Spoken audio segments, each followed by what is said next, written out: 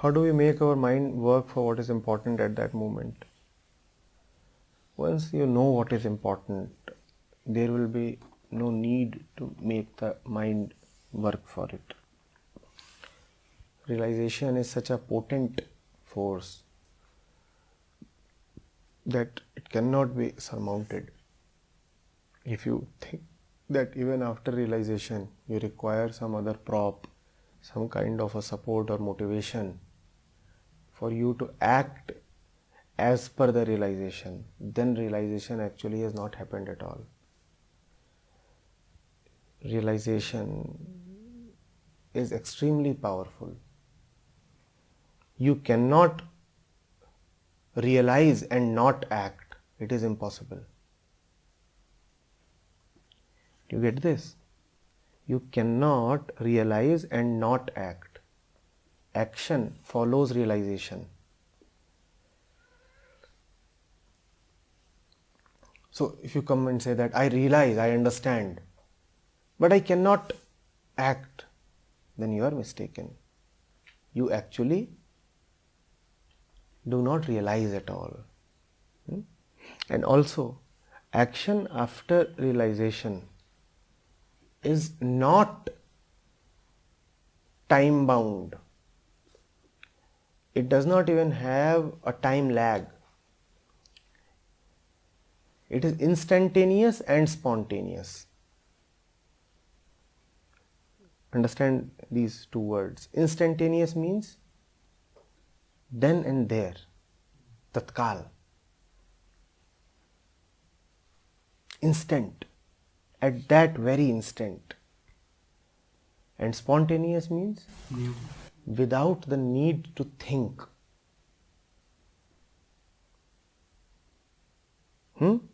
Without the need to think. Instantaneous and spontaneous. And obviously fresh. Spontaneity also carries the connotation of freshness. Realization strikes you dead. After that, you are gone. Realization is like an arrow. It hits you and you are dead.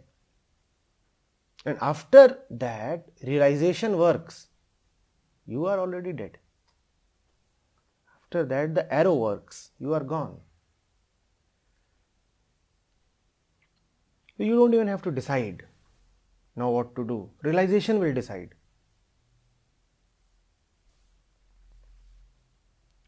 But these are the obstacles to realization. Demanding what will happen after realization, for example, is a great obstacle. Alright, even if I realize what will happen. Have you heard, seen people asking this question? Even if I come to know what will happen. Sometimes it is in the nature of inquiry. At other times it is even in the nature of an assault. If the entire world becomes Gautam Buddha, then what will happen? If everybody comes to realization, then what will happen to this world? Who will take care of it? Everybody will go to jungle. No, this is not even an inquiry. This is an assault.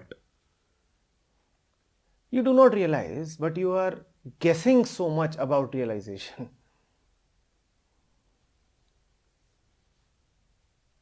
And there are more innocent kind of foolishnesses. Sir, after Buddha got enlightened, how was he feeling? No, I come across these things. So. No, you do not realize anything.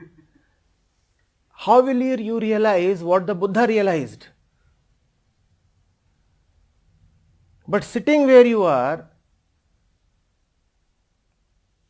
you want to experience what realization is.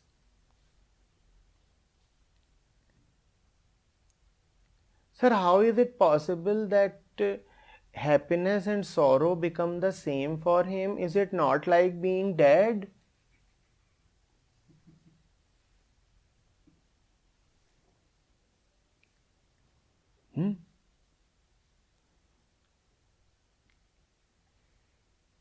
You never know where cuteness ends and cunningness starts.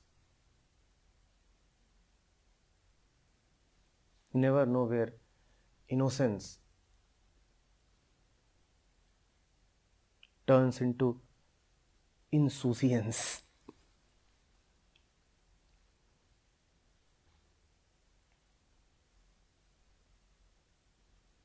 There is nobody here who will not be carrying a concept of realization. There is nobody here. There is nobody here who would not be carrying an image of Buddha.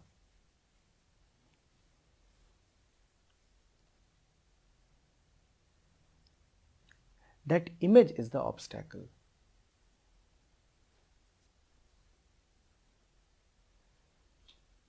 What you do not realize is that the image that you carry is that of a man, a person. Buddha is not a man or a person. He is awakening itself. And awakening can take an unlimited number of forms. What you are seeing is the form of a man in 6th century BC.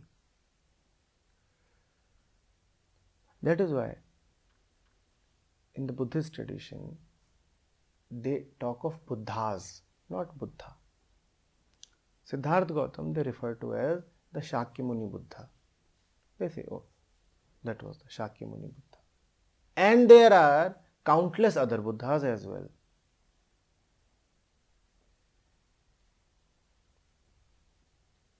That makes it a little easier for you. Now, there is no need to imagine a Buddha because no imagination is alright and every imagination is a possibility. Whatever you imagine might be possible. Can the Buddha take the form of a thief? Yes, he can. Could the Buddha be carrying a gun on his shoulder? Possible. So every imagination has a possibility. Could the Buddha be an astronaut? Yes, why not? Chandram Sharanam Gacchami.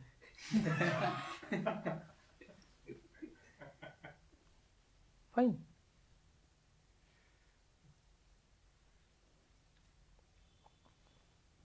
But you get horrified. Oh my God, I'll have to go to jungle, walk bare feet, beg for my food, and the Sangh will have no women.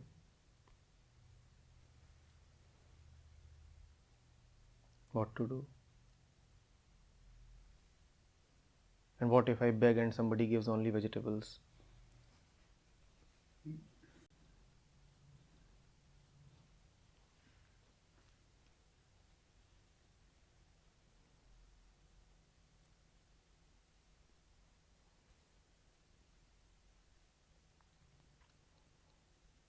Do not put yourself under the pressure to act, Ayush.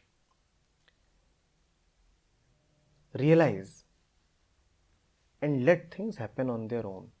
You are under no compulsion to change yourself. Any such compulsion is firstly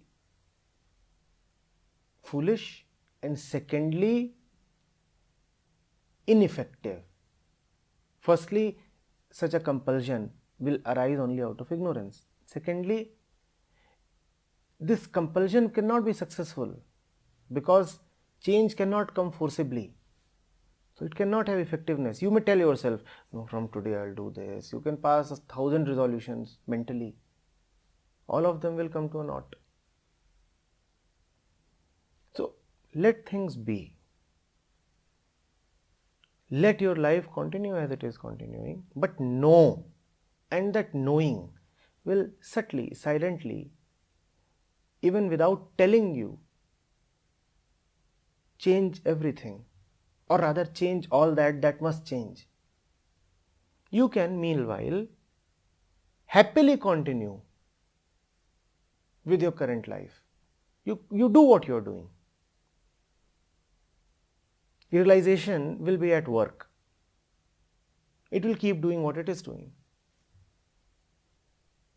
Are you getting it?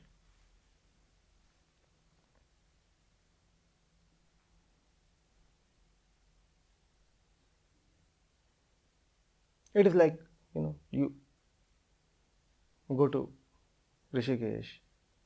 There is this highway that ends, the toll road that ends close to Muzaffarnagar. And after that there is that 2-lane road, which is chaotic, messy, right up to Roorkee. Now traffic is going on in this 2-lane road. It is not an expressway. It is bumpy, it is narrow. But parallelly, construction is going on another 3-4 lanes. Realization is like that. Your normal, messy, chaotic life will continue on these 2 lanes. Parallelly, a new life will be built without disturbing what is currently going on. So you can continue with your BTech, but a new road is being built for you. You need not leave this road that, oh my God, the highway is being broadened. A new road is being built, so let me just stop. I'll go to Roorkee only when this is complete. No, you need not do that. You can continue with your ways. Something else is happening. Something else is happening.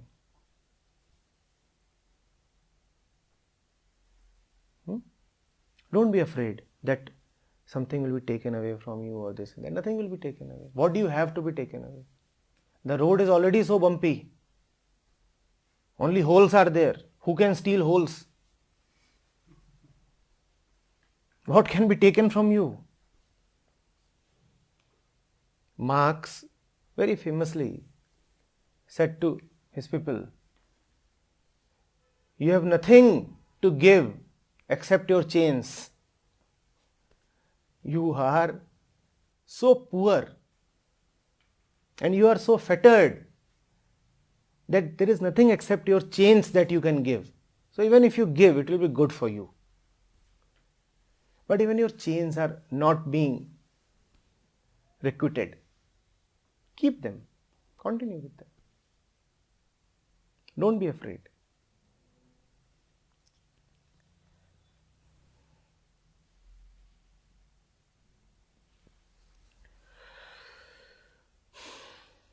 Why does it always feel that there are so many things still left to do? Somebody very recently made a poster. That poster asked, what is inner poverty? And the answer was a nagging feeling that something is missing. What is inner poverty? A nagging feeling. Nagging means something that is always troubling you, poking you, irritating you, nagging.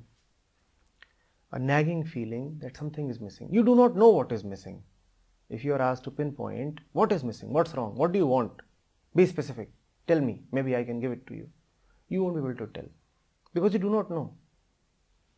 But wherever you are, whatever is the situation, you always keep feeling not perfect.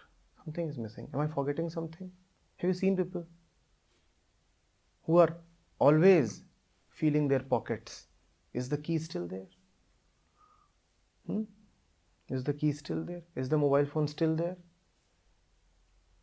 They are actually not trying to ascertain whether the mobile phone is still there. They are looking for something else, but they do not know what they are looking for.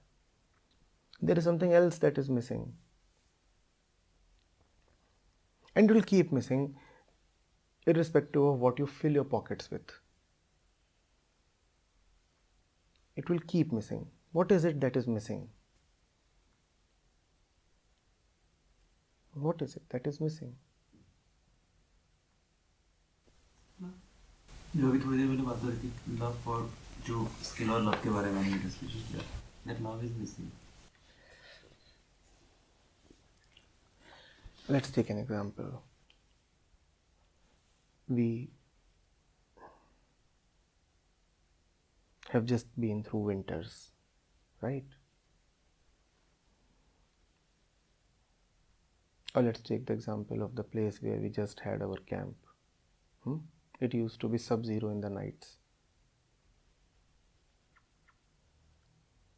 So,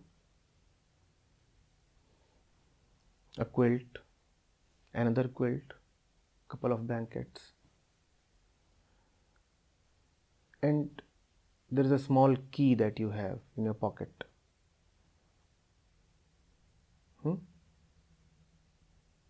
It gets left on the bed, buried under layers and layers of quilts and blankets. The key is for something precious. It's a key to a treasure. It's the key to a treasure. And it is there, right on your bed. It is there, right on your bed. But now it is hidden. You are missing the key. The bed is right in your home. The key is right on your bed, but you are missing the key. So what do? You go out and say, I want to look for my key, look for my key. What do I do? So you go and you meet a few people, wise men,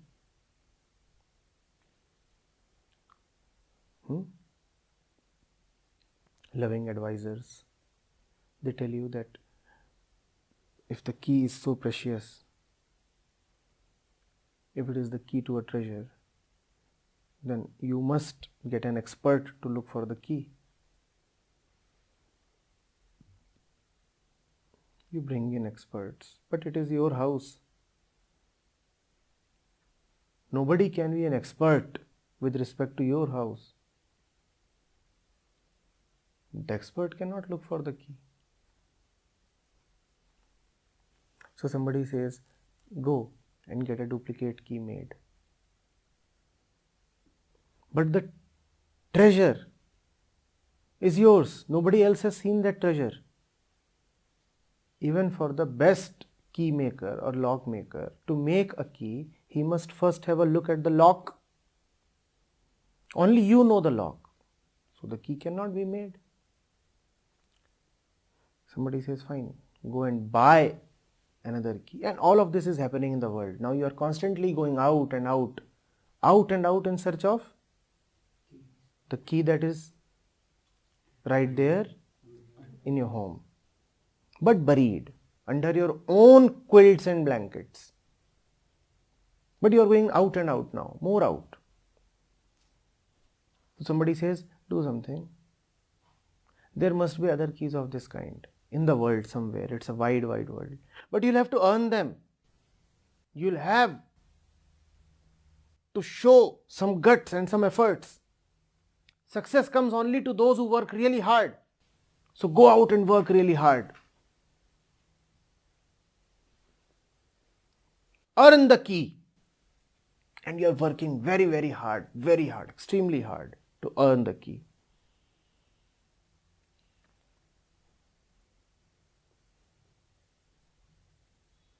In fact, you earn a lot of money. You take that money, all your money, after 30 years of hard work, and you go to all the shops that are possible. You show them all your money and you say, please give me the key. But they cannot give it to you. 30 years of hard work and all the markets of the world cannot give you that key. They can deceive you. People start getting greedy on looking at your money. And they start deceiving. They say, fine, give this money to us, we will give you the key. Now sit down.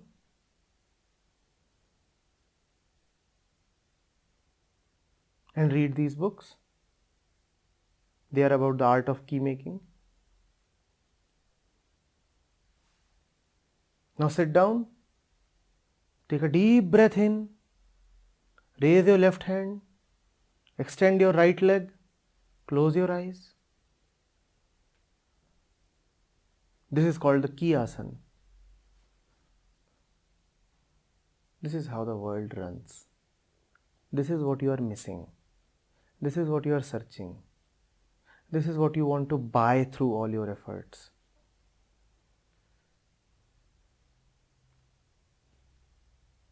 Remember, what all the money in the world cannot buy is not called valuable.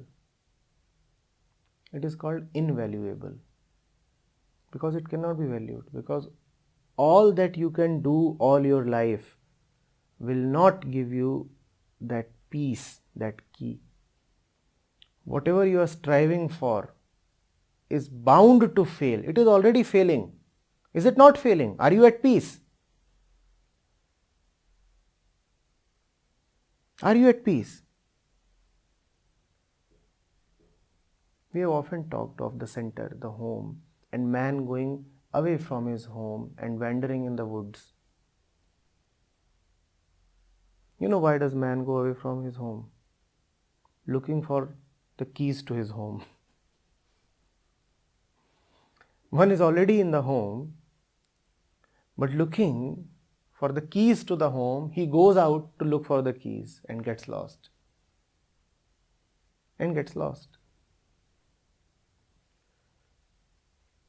There is no search as ignorant,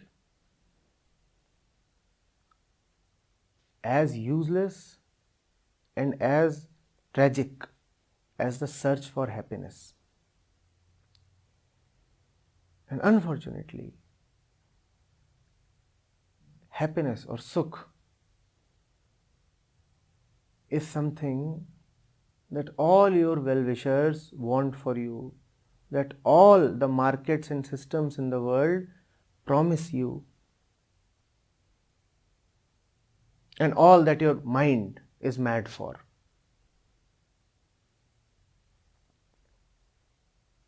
It feels bad to hear that you will not get it, right? You would rather hear the means, the ways, methods to get it. That would please you more. But what do you want? To be pleased or the truth?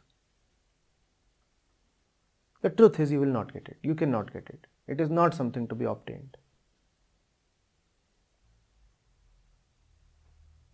Sir, what about those then who seem like having got it? What about those who are laughing and singing and who seem to be enjoying the markets? Go close. Go close.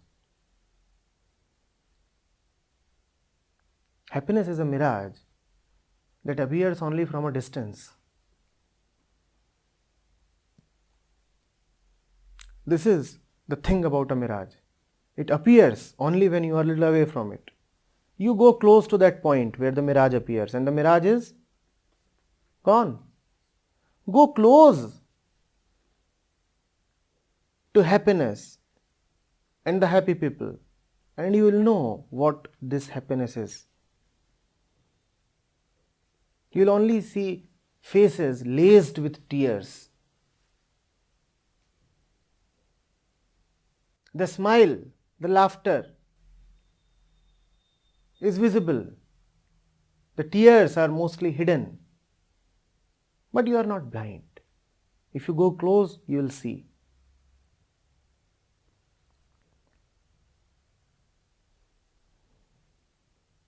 Nobody has ever laughed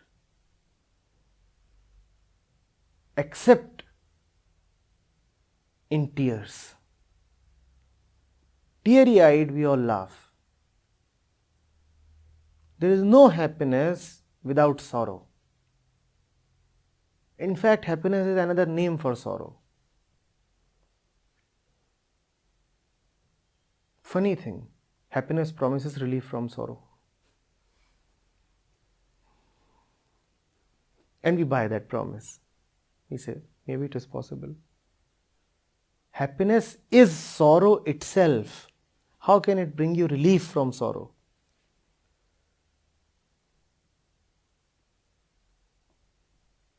Sometimes the scriptures also use the word sukh, but when they do that, what they really mean is the final, the para meaning of the word sukh, and that is not happiness, that is joy.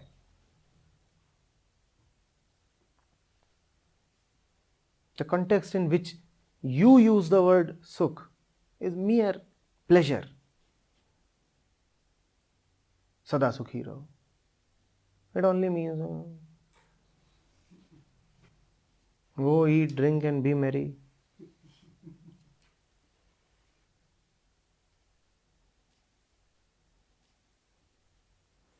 If you fail to realize when things start and end, does it mean that we are not aware?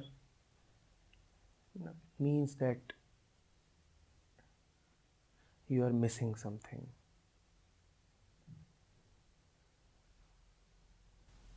Sir, your question फिर से.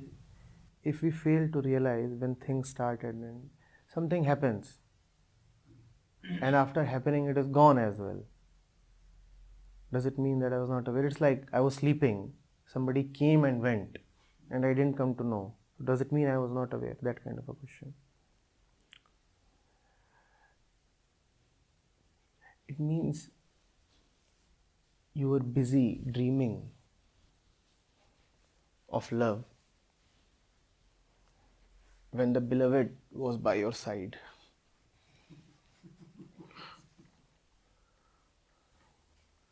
Happens.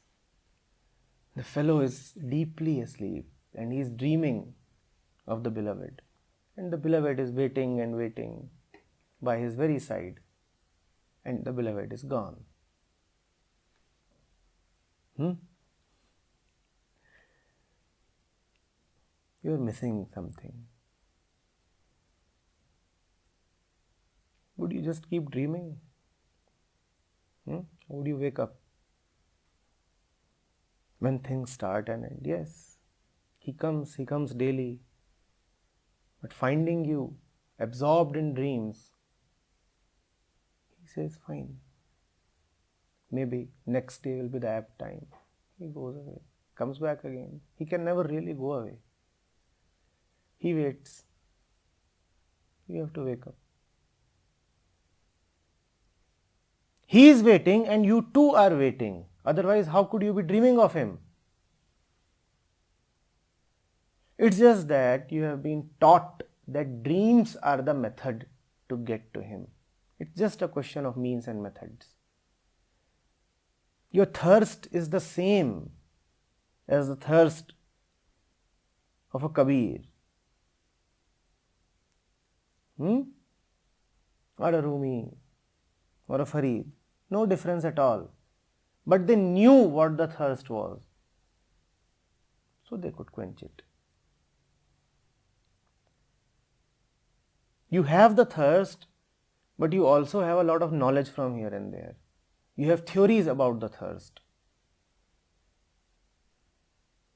They simply experienced the thirst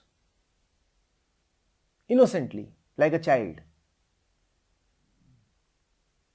Have you seen a child feeling thirsty? Mum. He will not say, covalent bond, two hydrogen molecules and hydrogen bond among them. He will not talk of all these things. Mum. If you can just say mum like an innocent child, maybe mother will be around to provide the water. But you are busy finding out the thermal quotient of water, specific heat. Can H2O be turned into H3O? What if I take the hydroxyl ion and play games with it. Hydrogen is so light. What is the fun in drinking water that has hydrogen? Can I drink D2O? A little bit of radioactivity will be good fun. You have so much knowledge. Additionally, you have been told that water, when it comes in corporate packages, it is better. So the fountain may be in front of you. You go to a great hill and there is a clear spring in front of you.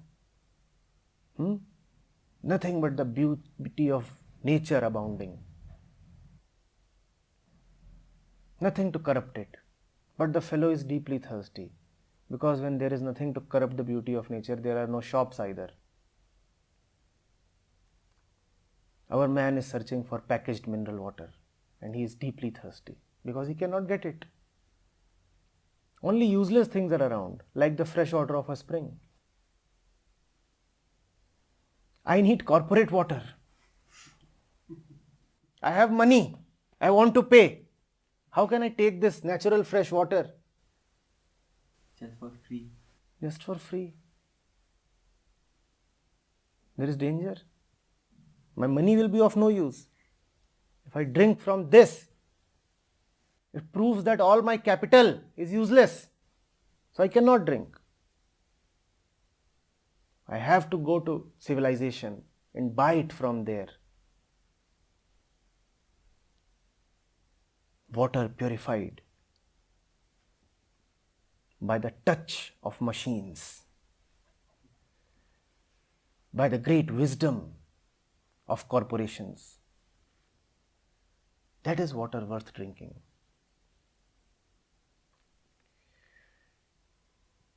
And by the blessings of my seniors.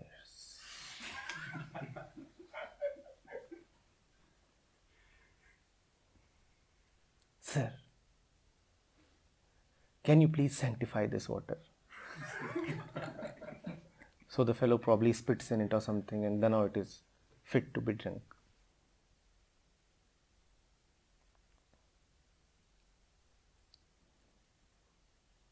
Ecstasy is what we all are missing. Call it Moj. It is as simple and as direct as that.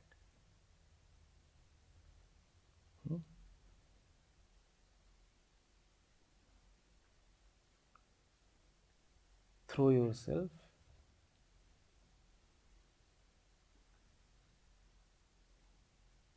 into the water and you will forget all your nonsense. There is no points hitting outside and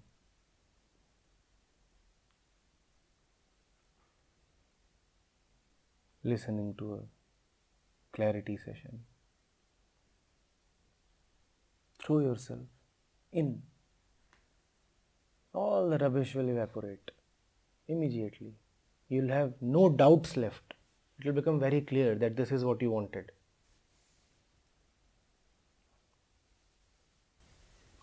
Which water?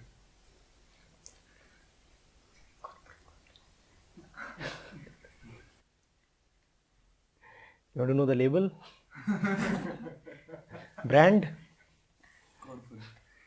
No, he is more inquisitive. Even in the corporate world, he wants to know which one. Otherwise, water is just one.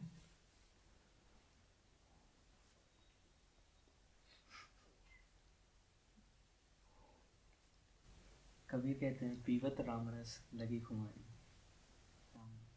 So it intoxicates. Khomari. This water is such that it goes right to your head, makes you mad. Pivat Ram Ras Lagi Khomari. Understand Khomari? You go a little insane.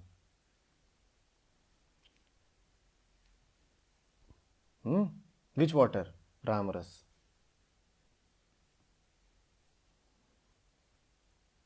Did I say apple juice?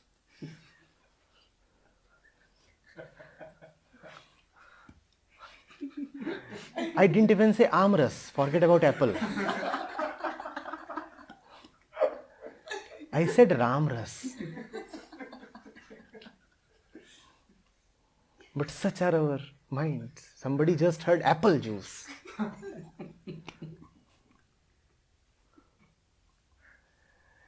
Give up the apple. You know what happened when Adam and Eve ate the apple?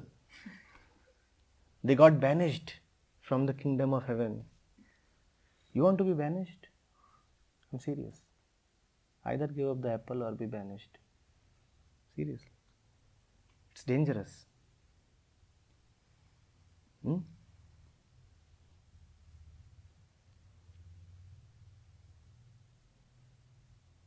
It was not without reason that God told them, do whatever you want to do, the garden is yours, but don't touch the apple.